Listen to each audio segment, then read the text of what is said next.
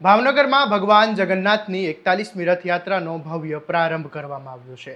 ભગવાન જગન્નાથ નગરયાત્રા 18 કિલોમીટરના નિર્ધારિત માર્ગ પર નીકળી છે. રથયાત્રામાં સંતો, મહંતો અને રાજકીય આગેવાનો મોટી સંખ્યામાં ભાવિકો પણ જોડાયા છે.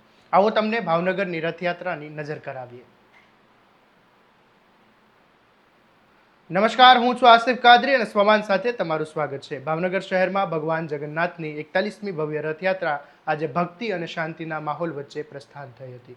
ગુજરાતની સૌથી મોટી રથયાત્રાઓમાં બીજા ક્રમે આવતી આ રથયાત્રામાં હજારો ભાવિકો જોડાયા હતા. રથયાત્રાના પ્રારંભ પહેલા પરંપરાગત રીતે રાજવી પરિવાર દ્વારા ભગવાનના રથની સોનાની સાવરણીથી પહિંદ વિધિ કરવામાં આવી હતી.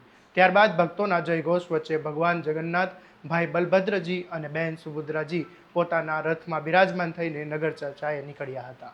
રથયાત્રાના પ્રારંભે નિવૃત્ત આર્મીના જવાનો દ્વારા ભગવાનના રથને ગાર્ડ ઓફ ઓનર આપવામાં આવ્યું હતું અને આ દ્રશ્ય સમગ્ર કાર્યક્રમને દેશભક્તિ અને આધ્યાત્મિકતાનો અનોખો સંગમ બનાવી દીધો હતો. ભગવાનના રથને ભોઈ સમાજના સભ્યો દ્વારા પરંપરાગત રીતે ખેંચીને રથયાત્રાનો પ્રારંભ કરાવ્યો હતો.